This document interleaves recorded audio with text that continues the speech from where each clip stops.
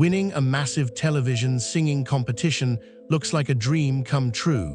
But for Roberts, the 2025 crown quickly turned into a restrictive corporate nightmare. Has the public been conditioned to misunderstand what actually happens the moment a television singing competition declares its ultimate champion? When the broadcast concluded in May 2025, millions of viewers operated under the assumption that Roberts had secured lifelong artistic and financial independence. The visual of the falling confetti creates a powerful media narrative of ultimate victory. However, an investigative analysis into the modern entertainment sector reveals that this televised climax is actually the initiation of a highly complex corporate integration process. Within the industry, the finale is viewed not as a coronation, but as the moment a highly publicized individual is officially absorbed into a major label ecosystem. The general public is rarely exposed to the immediate aftermath, where the celebratory atmosphere is swiftly replaced by legal briefings and aggressive marketing strategy sessions. Roberts' transition from an independent talent to a marquee corporate asset highlights a broader industry reality. Television networks excel at generating massive, instantaneous audience awareness, but they do not inherently grant artists long-term creative autonomy. As we evaluate Roberts' career trajectory throughout 2026, it becomes evident that the immediate visibility provided by a primetime broadcast often masks the profound professional limitations that immediately follow. The initial surge of publicity is a remarkably effective tool for television ratings, yet it frequently serves to conceal the stark financial and operational realities of the music business. Our report examines the dichotomy between the public's perception of winning and the rigorous, often restrictive, corporate framework that newly crowned champions must navigate. What if the recording contract awarded on national television is actually a comprehensive business arrangement designed to heavily restrict an artist's financial independence? To fully comprehend the operational parameters of Roberts' career in 2026, it is necessary to examine the foundational legal agreements that dictate his professional existence. Industry standard practice for major television talent competitions involves immediately binding the victor to a comprehensive management and recording contract, frequently structured as a 360-degree deal. Under this specific corporate arrangement, the recording label and associated stakeholders claim a significant percentage of all revenue streams generated by the artist.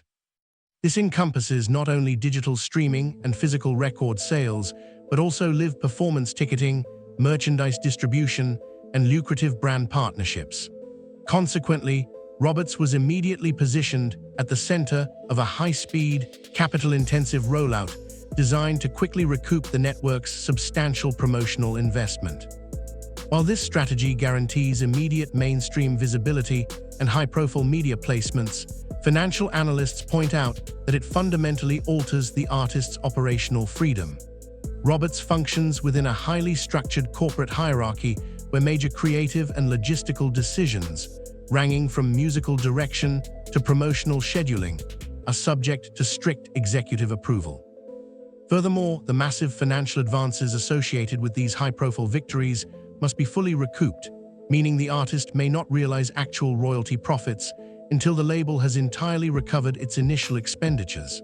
This financial reality paints a vastly different picture than the glamorous lifestyle depicted in mainstream media, highlighting the intense, relentless pressure that characterizes the daily professional life of a heavily invested, label-dependent performer.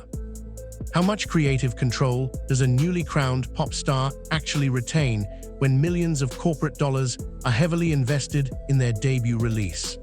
A critical component of Roberts' rapid commercial ascent involves a notable shift in his artistic identity, a phenomenon frequently observed when reality television stars transition into the mainstream pop ecosystem.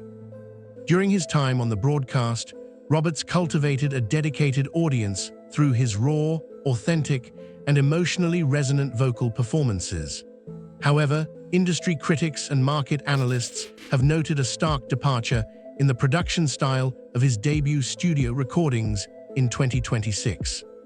To ensure immediate commercial radio airplay and algorithmic dominance on major streaming platforms, recording labels frequently pair newly signed reality stars with established, high-profile producers and algorithmic songwriters.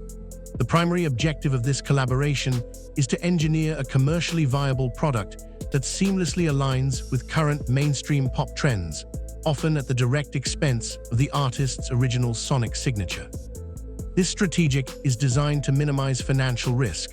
The label relies on proven, data-driven formulas rather than experimenting with the artist's personal creative vision. Consequently, the tracks that propelled Roberts to the forefront of the industry are highly polished, meticulously constructed pieces of commercial media.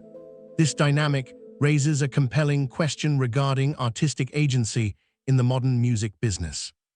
While the resulting chart placements objectively validate the commercial success of the project, they also highlight the significant compromises required to achieve rapid mainstream acceptance, illustrating how the major label ecosystem prioritizes broad market appeal over localized, organic artistic expression.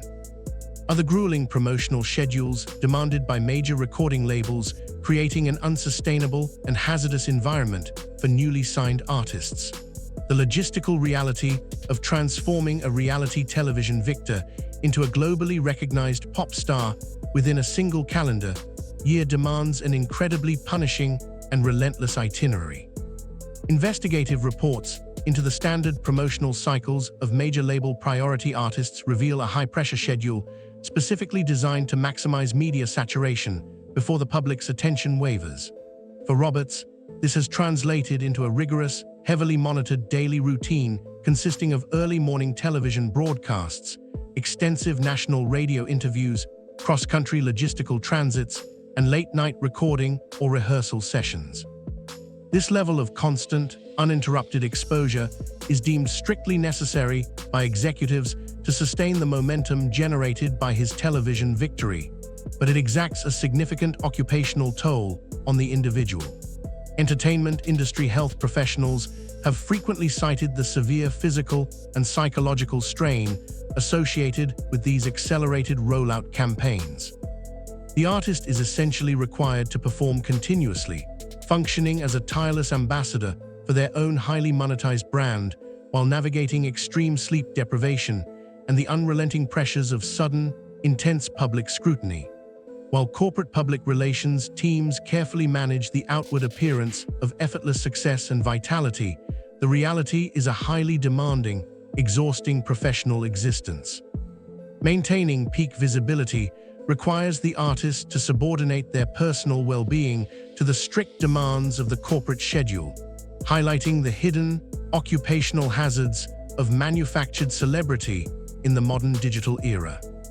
Is the sudden, overwhelming ubiquity of a reality television winner a reflection of organic audience demand, or the result of a heavily subsidized corporate marketing campaign? To comprehensively analyze Roberts' dominance on the 2026 charts, it is necessary to examine the intersection of television broadcasting and the music industry's vast promotional infrastructure. The sudden, overwhelming ubiquity of his debut singles across all digital platforms has prompted industry analysts to look closely at the marketing mechanics involved. The television network that launched Roberts possesses a distinct, vested financial interest in his continued success. Validating their champion in the broader commercial market simultaneously validates the cultural relevance and advertising value of their television franchise. Consequently, massive entertainment conglomerates frequently deploy extensive, heavily capitalized marketing campaigns to ensure their priority artists remain visible to the general public and industry voting committees. This involves strategic advertising placements, heavily subsidized playlist inclusion on major streaming applications, and targeted digital marketing efforts designed to artificially amplify engagement metrics. The narrative of the competition winner is highly marketable, providing a compelling human interest angle that can be leveraged across multiple corporate subsidiaries. Therefore, while Roberts undeniably possesses significant vocal talent, his rapid elevation within the industry hierarchy is heavily subsidized by an unprecedented level of corporate synergy. His chart placements are not merely of a single musical recording. They represent the successful culmination of a massive, coordinated media strategy designed to convert a localized television audience into quantifiable industry prestige and long-term commercial viability. As we review the comprehensive data from this unprecedented year, must we critically redefine what it actually means to win in the modern entertainment sector. The career trajectory of Roberts, following his highly publicized 2025 victory, serves as a definitive, contemporary case study in modern entertainment economics. He has achieved a level of mainstream visibility and commercial success that statistically eludes the vast majority of working musicians. However, our investigative review of the underlying business mechanics reveals a highly complex, highly regulated corporate narrative that directly challenges the conventional public understanding of a music industry victory. The transition from contestant to international artist required total integration into a massive corporate apparatus that demands absolute compliance, relentless physical exertion, and the frequent subordination of personal artistic vision to algorithmic market trends. The title of champion and the prestige of mainstream chart success are inextricably linked to the restrictive realities of comprehensive management contracts, where the artist functions primarily as a highly managed, rapidly depreciating corporate asset. As the global music industry continues to evolve in 2026, this business model raises critical, ongoing questions regarding the true value of rapid, manufactured fame. For future aspiring performers navigating this landscape, the professional story of Roberts presents a profound dichotomy: the achievement of ultimate mainstream commercial validation versus the total forfeiture of creative and operational autonomy. The entertainment industry will undoubtedly continue to heavily promote these accelerated success stories, but the objective economic data clearly suggests that the true, hidden cost of the crown is significantly higher than viewers realize.